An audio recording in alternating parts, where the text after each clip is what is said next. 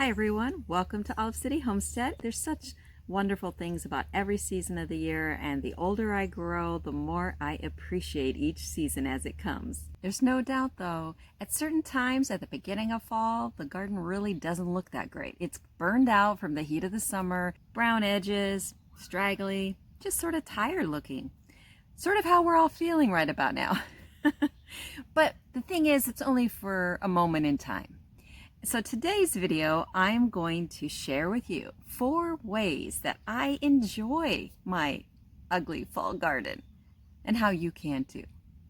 Now, the first way that I enjoy my garden in the fall, even when it's at its ugliest, is to focus on the positives.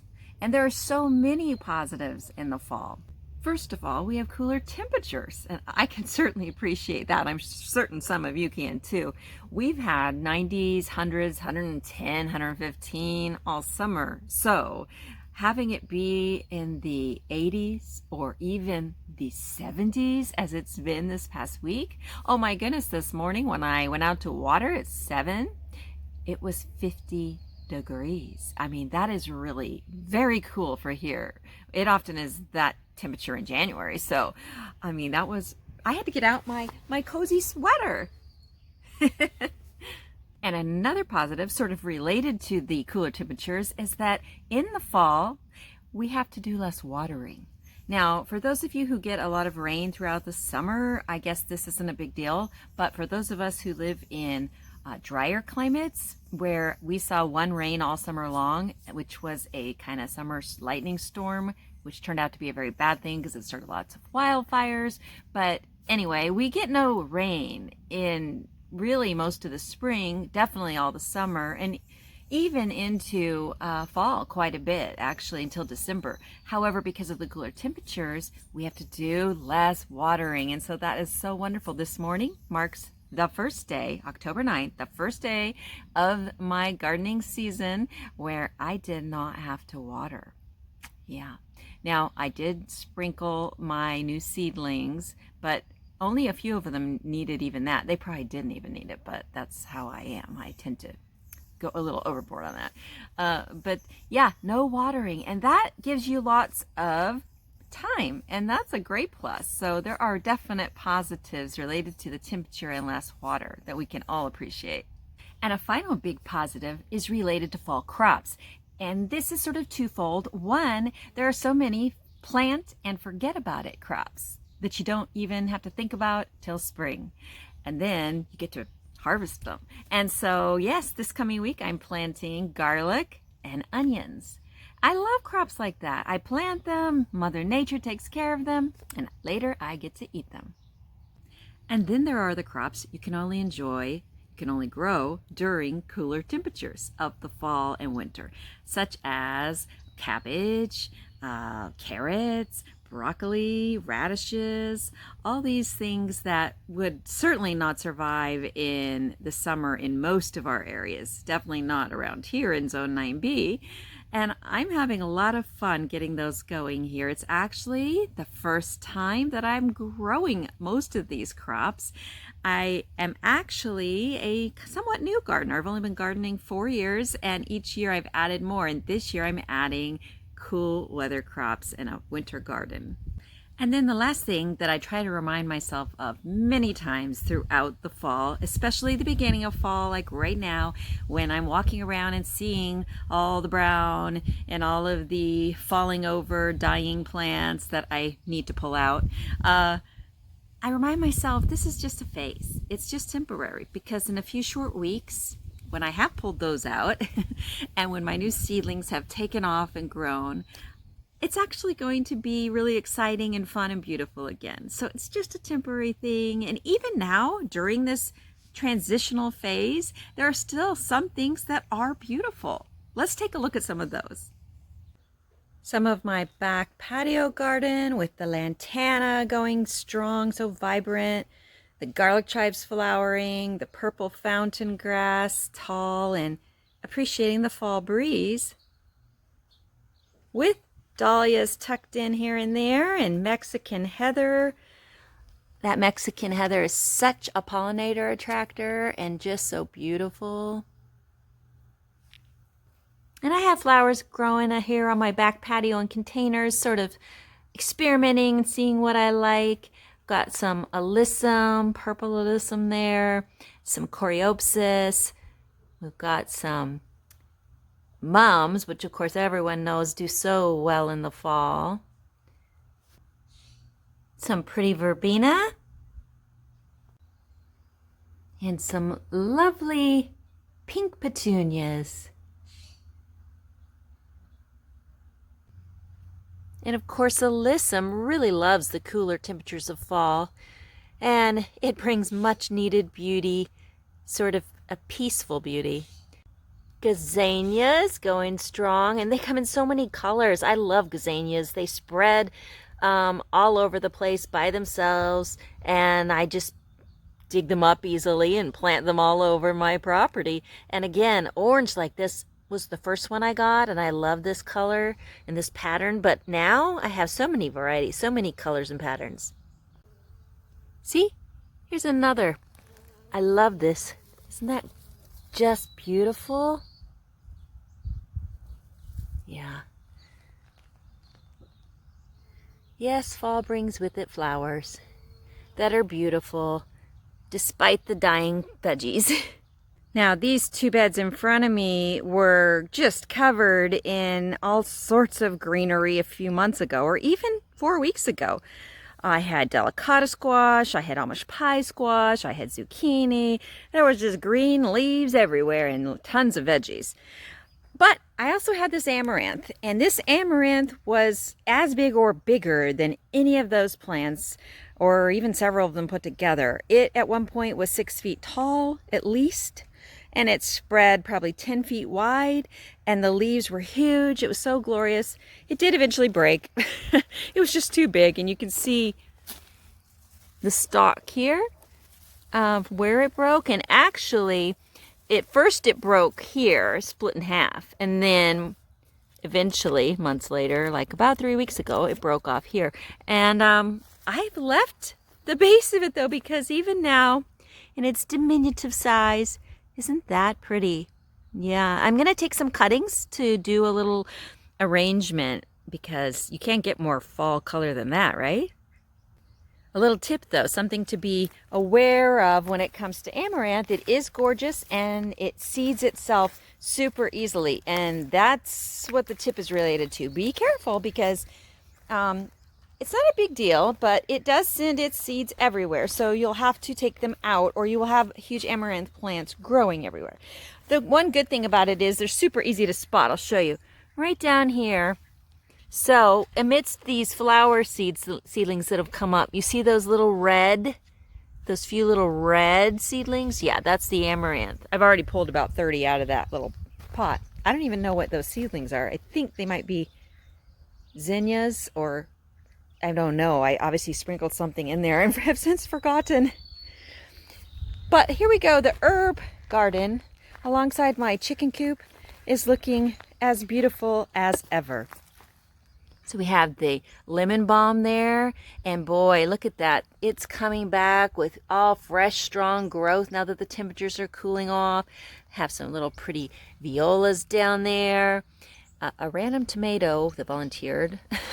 Some sage, tricolor sage, some walking onions looking good. And this oregano, which I'm telling you, it's been blooming since spring. And it's still sending out fresh blooms. I've never cut it back. And it's just so pretty. I've left it. And, you know, there's plenty of new growth down below that I can pick from, and I do. And I have other oregano plants too. So I'm leaving that beautiful lavender blossoming oregano as it is. But the sorrel there is looking great, and here we've got some winter savory, just really going strong now that the temps are cooling. And I still have basil going in this spot, and that's amazing for me for two reasons. One, the hot summer heat of Zone 9B usually makes basil bolt immediately. And two, I usually am horrible at pinching off the flowers. But I have gotten so much better about that. this year, and I therefore have a lot more dried oregano in the house, basil in the house, but also it's enabled this particular basil plant to bush out a bit. I know it's not as bushy as some people's, and I have one in the shade most of the day that is much bushier than this, but for me, out in the sun, this it's the best I've ever done, and I think it's because not only am I picking off the flowers, but it's sort of in a little bit of filtered sun, and by late afternoon it is in the shade completely, so that's helped. We got thyme coming back strong now. Some more violas, and look at this oregano going crazy. This one had really tall, like 5 feet tall stems everywhere, flowered, and I did cut it back. It had white flowers, which were pretty, but not like those purple ones. So I cut it back, and I come out here every day pretty much and cut off branches of the oregano and take them in and dry them. And we have some more thyme there. And that's a bush bean plant I planted. And some volunteer basil. Oh, dark opal basil, I believe. So, yeah, the herb bed is looking good. Oh, and lemon verbena. That smells so good. And, of course, fall colors of marigolds. These have been going since spring. And I have to say, they look better than ever now. And despite it being fall and all my fruit trees out front, their leaves turning colors because, you know, that's what they do in the fall. I have citrus though, and so I have fruit. And that to me is very beautiful. Look at that lemon.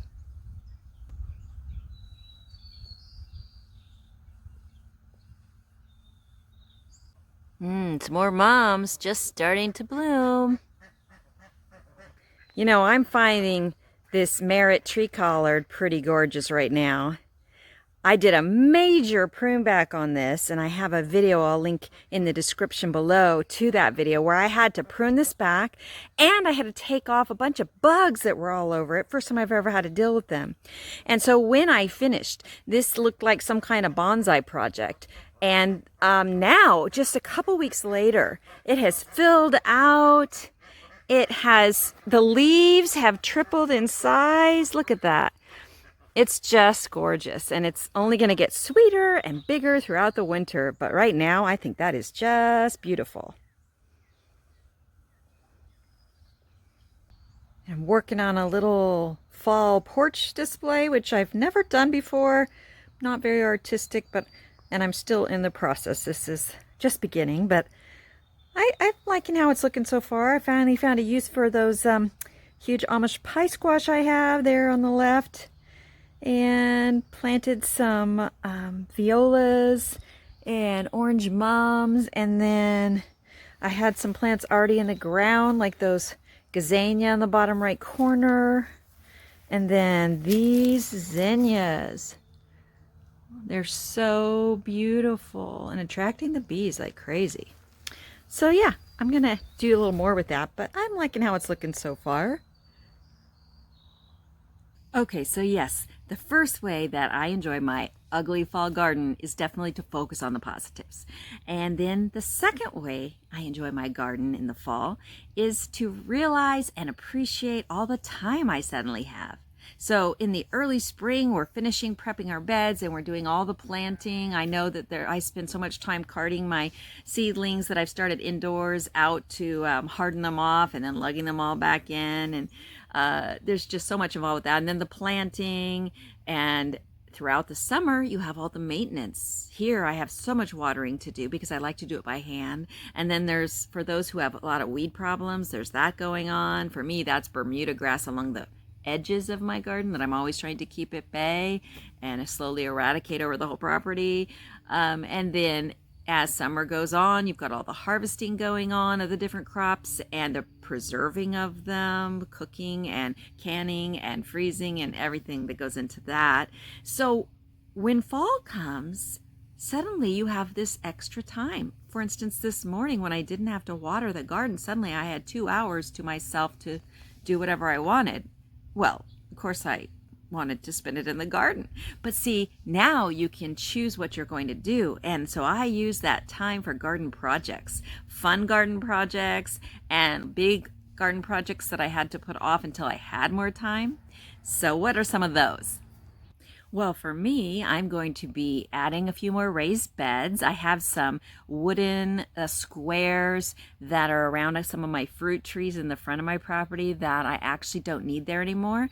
I thought I might need them there, but I actually like the fruit trees that I put stones around in a circle a little better. So I'm going to move some of those wooden squares up here and make them into some new raised beds. I am going to build a duck house, a new bigger one for my ducks. That's not really garden related, but it kind of is because, you know, they help me out in many ways in my garden with slugs and snails and fertilizer, and even taking care of some of my overabundance of collards and kale. And then I'm also going to make an herb spiral. Yeah, I've wanted to do that for a while now, so perfect time. And then also, I've seen on Instagram some really cool pictures of, what would you call it? I don't even know what you'd call it. Oh, somebody help me out. What do you call this? So you take cement blocks. We used to call them cinder blocks, but those are actually two different things. And out here in California, they're cement blocks, so they're safe to use in your garden. And you know, they have the two holes in them, and they're rectangular, and you can stack them. So I've made one really long vegetable bed with them. But now what I want to do, and again, I was inspired by an Instagram photo. I didn't come up with this idea myself, but where you stack them at a right angle to each other and differing heights, and so you create this kind of corner garden border. And I'm going to be putting just different kinds of perennial flowers in them, and it's going to be a corner around a medlar tree that I planted this past spring. And in case you're interested, a medlar tree, which I was not familiar with before, I stumbled on it, it's a fruit tree that gives you these round fruits about yay big that basically taste like cinnamon applesauce from what I've read, and are sort of the consistency of dates. So I think that this cement block flower edging around it is going to be really cool looking, and I'll show it to you when I finish it. And a couple of other projects I'm going to tackle now that I have more time this fall are mulching some of my pathways in the garden with more wood chips, and because I like to keep that really thick, that's worked wonderfully with keeping weeds out of the garden. So I actually had absolutely no weeds all summer, not any, not in the pathways and not in the raised beds.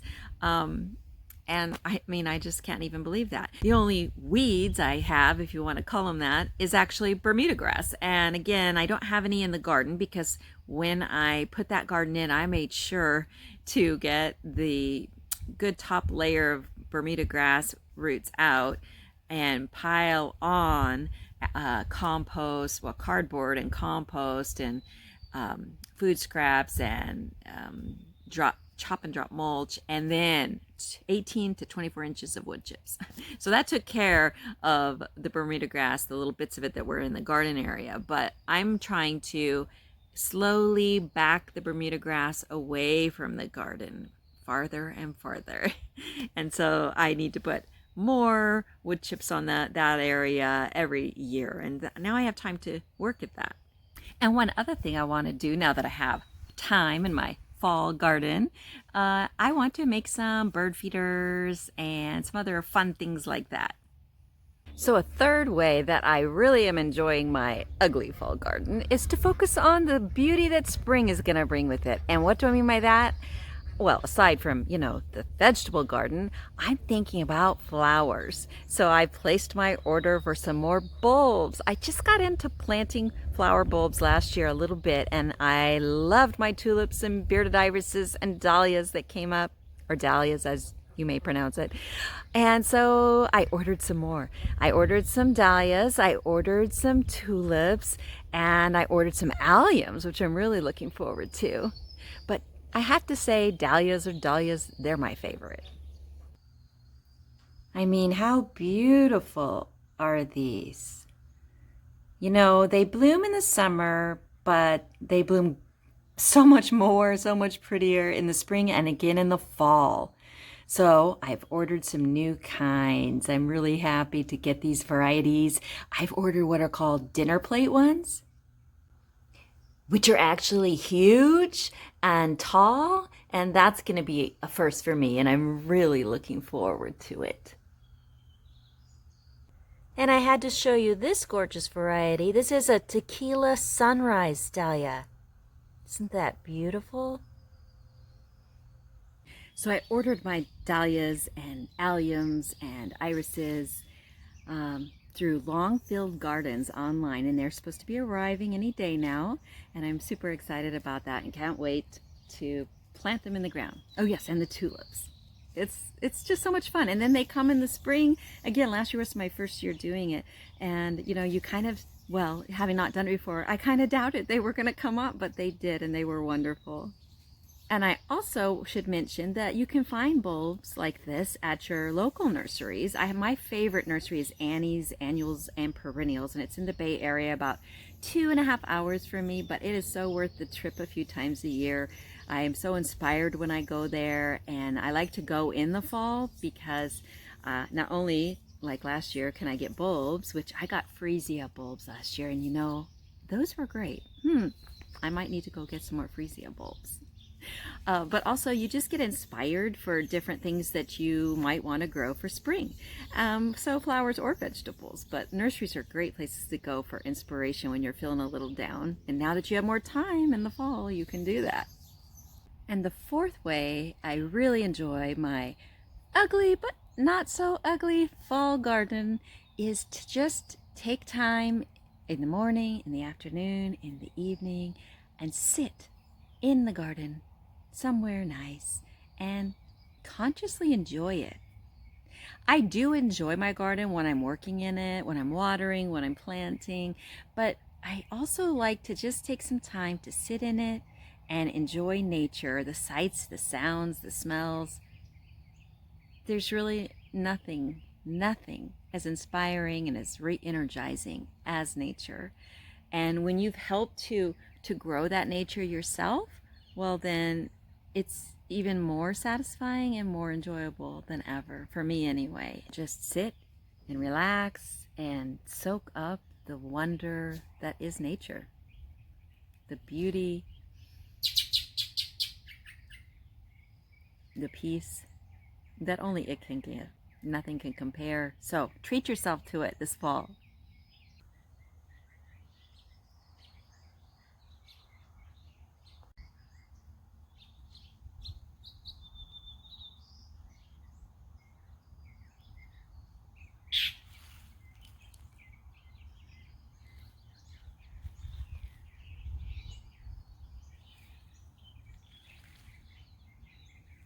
Let's go say hi to the sheep.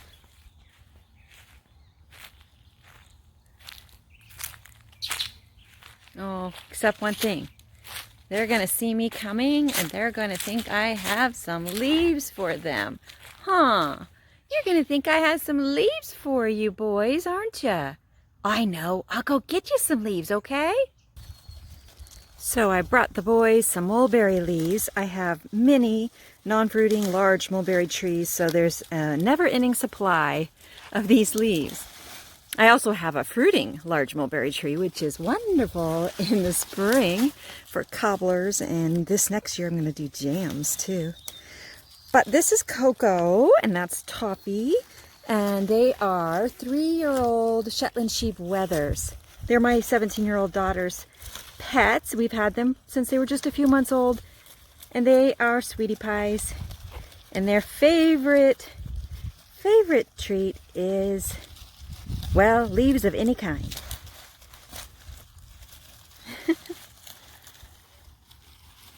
They live here in part of my north olive orchard. My south olive orchard belongs to the chickens at this point, but the boys live here in the north olive orchard, and they love it. Shetland sheep love living under olive trees year-round, and they love olive leaves too. So they help me by keeping all the suckers pruned off of these trees so I don't have to do it, which is very nice of them. So they get rewarded. Right, boys? Right, boys? Usually they would come over and want some scratches under their chins, but not when they've been given leaves to devour. So those are 4 ways that I really enjoy my ugly garden in the fall as it transitions into the different kind of beauty that winter gardens bring us. I hope you enjoyed the video, and if you did, hey, give it a thumbs up. I'd appreciate that. But even more important, subscribe to the channel, and if you hit the notification bell, you'll be notified every time I upload new content, which is 3 times a week. I hope you all are enjoying this fall and nature and your gardens in whatever state they may be, knowing that it can only get better and in a very special way.